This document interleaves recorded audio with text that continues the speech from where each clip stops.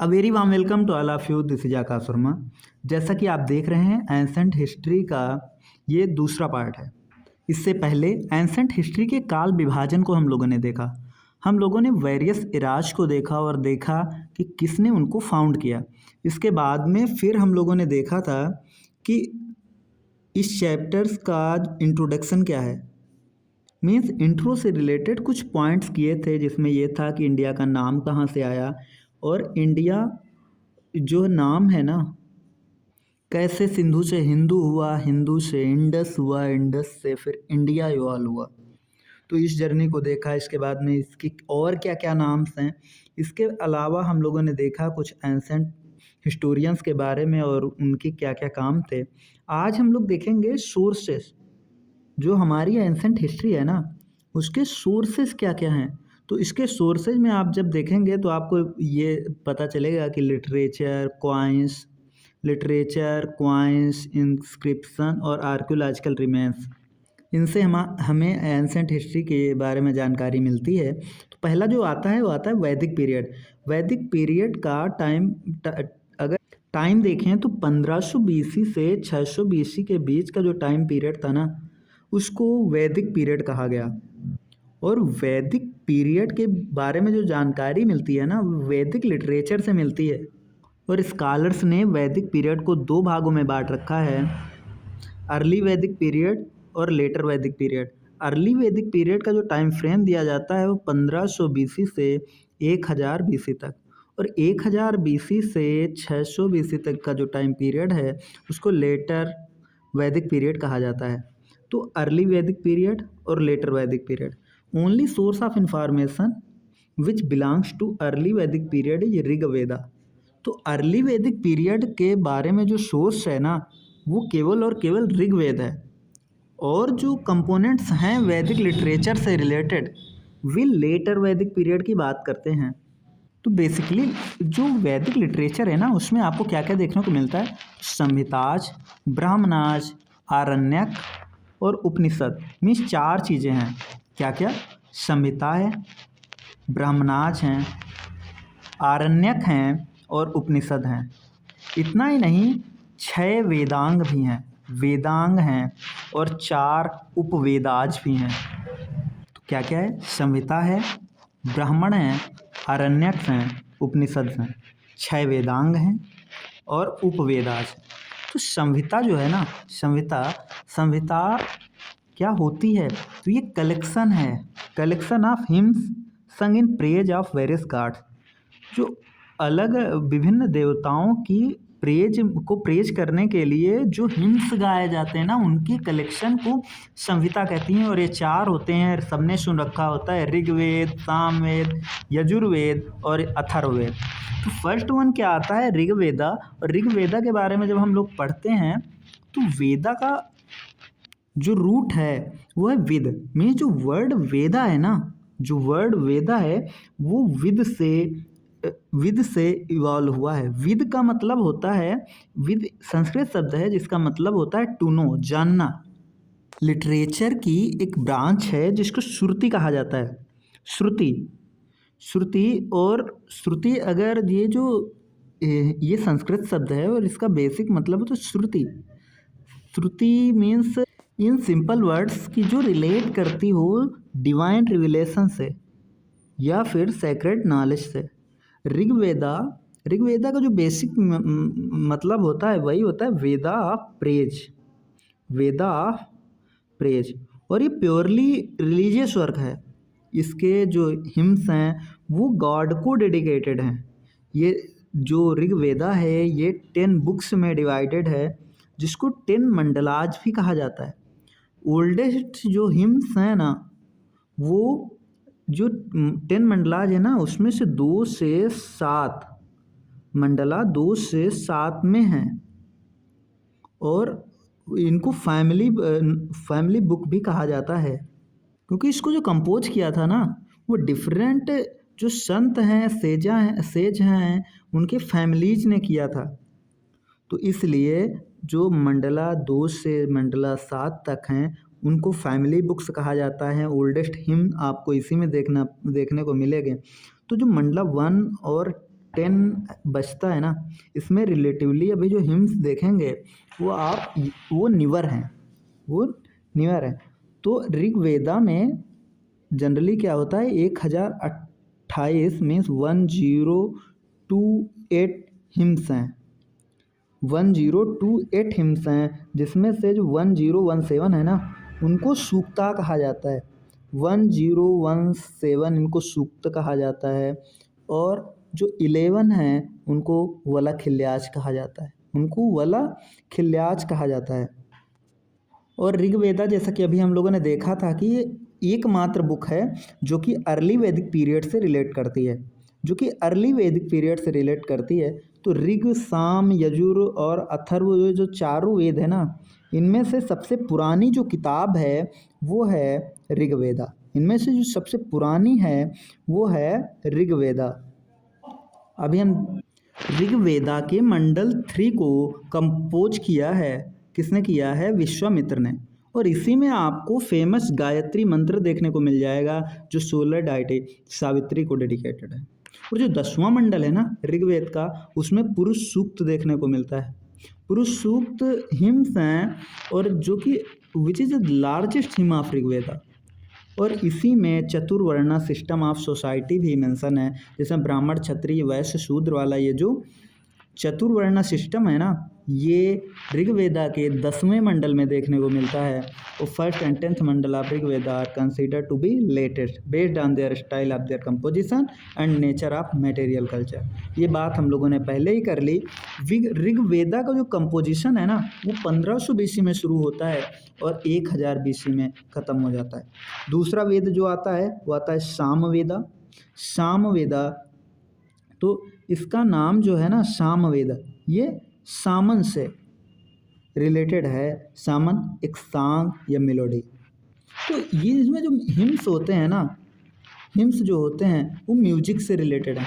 ये origin of Indian musics भी सामवेद में ट्रेस किए जा सकते हैं। इसको बुक ऑफ चैंट्स भी कहा जाता है, इसको बुक ऑफ चैंट्स भी कहा जाता है। और ये कहता है कि it consist of hymns taken from, जो ऋग्वेदा से हिम्स हैं वो लिए गए हैं और उनको ट्यून किया गया है सिंगिंग के लिए। तो ये जो है मेनली म्यूजिक से रिलेट करता है। यजुर्वेदा, यजुर्वेदा जो नाम आ रहा है ये आप लोग याद रखेंगे, यज्ञ से आ रहा है, यज्ञ से आ रहा है। तो इतना अगर दिमाग में रख रहे हैं तो आगे आइए देखते हैं इसमें क्या है कि, तो आप लोग जब देखते हैं तो यज्ञ में क्या होता है बेसिकली कि मंत्र चैंट किए जाते हैं, मंत्र का रिसाइटेशन होता है और बलि दी जाती है, सैक्रिफाइस होता है। तो लिटरली क्या होता है कि इसमें जो वेदा, ये जो वेदा है यजुर्वेद, इसमें फार्मूला है consist of various mantras for recitation, और रूल्स हैं जो कि सैक्रिफाइस करने के टाइम पे फॉलो किए जाते हैं। 2 रॉयल सेरेमनीज के बारे में आप लोगों ने पढ़ा होगा, राजसूय या वाजपेय, वो इसी वेद में मेंशन है। राजसूय और वाजपेय जो ये 2 रॉयल सेरेमनीज हैं वो इसी वेदाज में मेंशन है। आप लोगों को पता ही होगा कि जो ऋग्वेद और सामवेद है ना, वो एंटायरली वर्स में है, लेकिन ये जो है यजुर्वेदा, ये वर्स और प्रोज दोनों में लिखा गया है। शतपथ ब्राह्मण में ये मेंशन है कि ऋग्वेदा, सामवेदा और यजुर्वेदा, इन तीनों को मिला के त्रयवेदाज कहा जाता है, त्रयवेदाज कहा जाता है, और इनको आर्यंस ने कंपोज किया है। जो चौथा वेद आता है उसको कहते हैं अथर्ववेदा। अथर्ववेदा, इसका नाम इसलिए अथर्व पड़ता है क्योंकि इसको अथर्व ऋषि ने कंपाइल किया था। और आप लोग याद रखेंगे अथर्व ऋषि जो थे वो नॉन आर्यन थे इस वेदा में। तो इस वेद में बेसिकली क्या है कि इस वेद में फार्मूलाज हैं, फार्मूला, चार्म्स एंड स्पेल्स। और किस लिए ये to ward of evils and disease. Basically it throws light on the beliefs and practices of the non Aryan. तो नॉन आर्यन के जो विश्वास हैं, जो परंपराएं हैं, उनके बारे में बताता है। और इसमें और इंडियन मेडिसिन के जो ओरिजिन्स हैं वो भी ट्रेस किया जा सकता है। इसको मोस्ट यूजफुल वेदा कहा जा सकता है क्योंकि ये डाइवर्स नेचर के बारे में इंफॉर्मेशन देता है, जिसमें कि एग्रीकल्चर, कैटल रेयरिंग, इंडस्ट्री, ये सब देखा जा सकता है। सामवेद, यजुर्वेद और अथर्ववेद लेटर वैदिक पीरियड में कंपोज किए गए, मीन्स 1000 से 600 BC के बीच में। इसके बाद में आप देखने, अब मैंने बात करी थी क्या क्या आता है, संहिता आ जाता है, ब्राह्मण आ जाता है, आरण्यक आता है और उपनिषद आता है।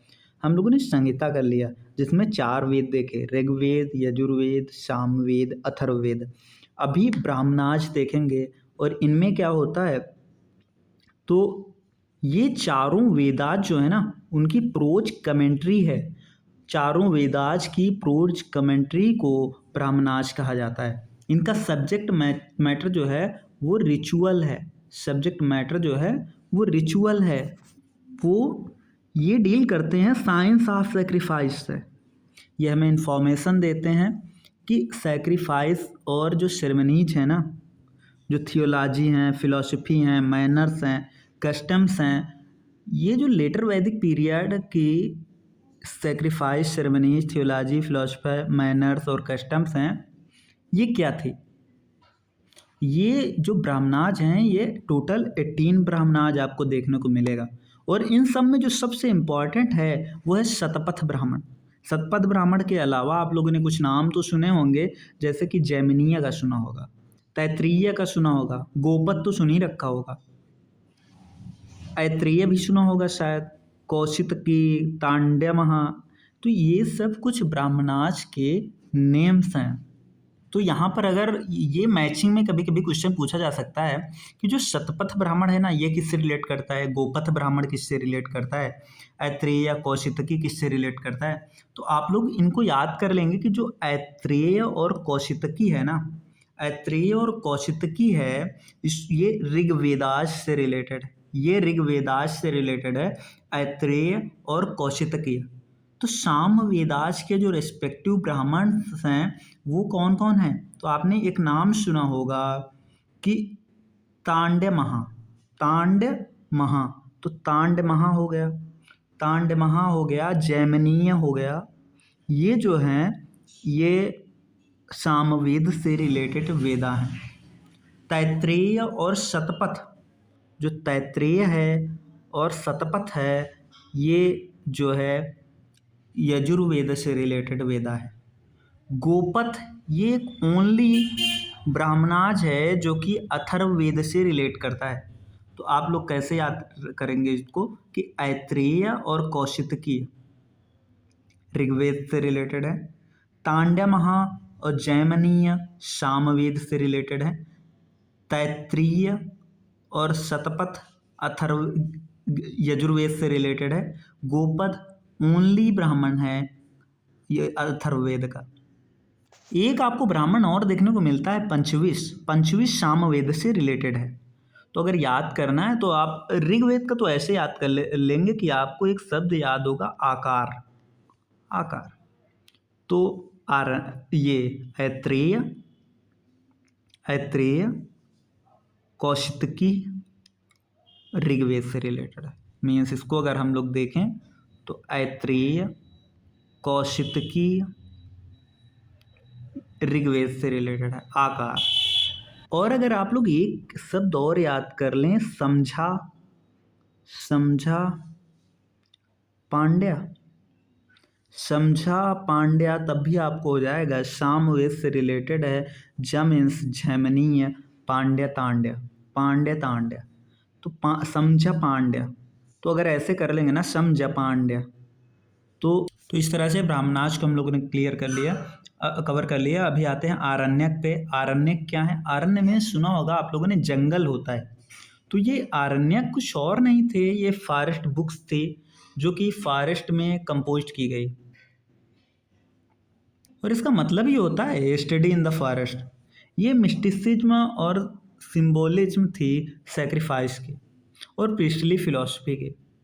तो मेनली जो आरण्यक कंटेन करते हैं वो ट्रांजिशनल मटेरियल होता है between mythology and the ritual of Samhitas and ब्राह्मण।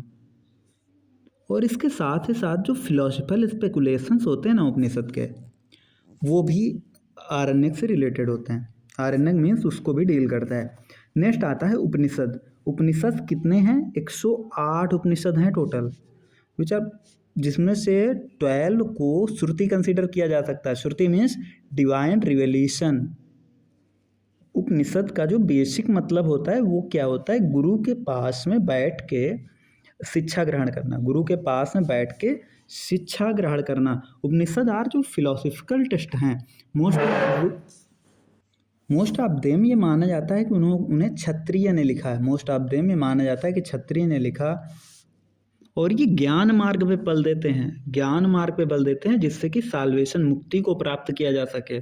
और इनके मेटाफिजिक्स का जो सेंट्रल थीम होता है ना, वो यही होता है तत्त्वमसि, means thou art that which is found in Chandogya Upanishad. जो उनके फिजिक्स का जो सेंट्रल थीम है ना, तत्त्वमसि, जो कि छंदोग्य उपनिषद में पाया जाता है, छंदोग्य उपनिषद में पाया जाता है। और आइडिया ऑफ जो रिबर्थ है ना, वो बृहदारण्यक उपनिषद में मिलता है। तो आपको ये क्वेश्चंस प्रीलिम्स में देखने को मिल जाएंगे। जो तत्त्वमसि है ना, वो किस उपनिषद से लिया गया है? तो तत्त्वमसि जो है ये छंदोग्य उपनिषद से लिया गया है। आइडिया ऑफ रिबर्थ सबसे पहले कहाँ मिलता है? तो आइडिया ऑफ रिबर्थ सबसे पहले बृहदारण्यक उपनिषद में मिलता है। यूनिटी एंड डाइवर्सिटी, ये मुंडक उपनिषद से लिया गया है। मुंडक उपनिषद से यूनिटी इन डाइवर्सिटी लिया गया है, मुंडक उपनिषद से। जो लॉर्ड कृष्णा है ना, उनका जो अर्लीस्ट रेफरेंस है वो छंदोग्य उपनिषद से लिया गया है। लॉर्ड कृष्णा का जो अर्लीस्ट रेफरेंस है वो छंदोग्य उपनिषद से लिया गया है। शिवा सबसे पहले बारी श्वेतश्वतारा उपनिषद। तो शिवा को जो फर्स्ट मेंशन मिलता है वो श्वेतश्वतारा उपनिषद से मिलता है। तो एक शब्द तो आप लोगों को पता ही होगा, वेदांता, वेद अंत, वेद अंत, वेदांता। वेदांता मतलब क्या होता है कि जो कि, तो इसमें बेसिकली यही कहा जा रहा है कि Upanishad constitute the Vedanta, not only because they constitute the last part of them, but also because the Vedas reach the highest metaphysical state in Upanishad. Upanishad को कंसीडर किया जाता है highest philosophy ever conceived by human mind. Buddhist text are rich with material drawn from the Upanishad. तो 6th century BC में महाजनपदाज का rise हुआ, ये तो सभी को पता था। और महाजनपदाज के राइज के समय क्या होता है? Iron came into picture. और जब आयरन केम इनटू पिक्चर तब क्या होता है कि फिर एग्रीकल्चर एक्टिविटीज़ बहुत ईजी हो जाती हैं। जंगलों को साफ करके फिर खेती करने ली जाने लगती है। और उसी के साथ में आप देखते हैं कि एग्रीकल्चरल सरप्लस देखने को मिलता है, आर्ट्स एंड क्राफ्ट्स में राइज देखने को मिलता है। तो इससे ट्रेड और कॉमर्स काफ़ी बूस्ट हो जाता है। और जब ट्रेड और कॉमर्स बूस्ट करेगा ना, तो आपको मीडियम ऑफ एक्सचेंज चाहिए। एक टाइम तक तो बार्टर सिस्टम काम करता है, लेकिन बार्टर इफेक्टिव होता नहीं है उतना। तो इसके बाद में फिर क्वाइन सिस्टम इवॉल्व हुआ। और जो क्वाइन आए ना, तो जो सबसे पहले क्वाइन आए थे वो आए थे punch mark coin, punch mark coin.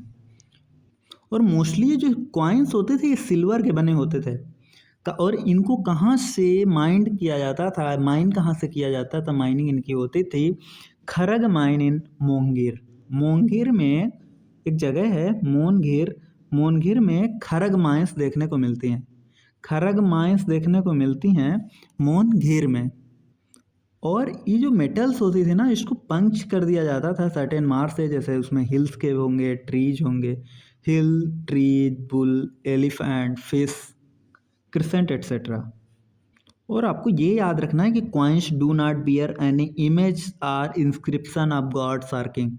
ये आपको डायरेक्ट स्टेटमेंट देखने को मिल जाएगी, ये आपको डायरेक्ट स्टेटमेंट देखने को मिल जाएगी कि the coins do not bear any image or inscription of gods or Kings.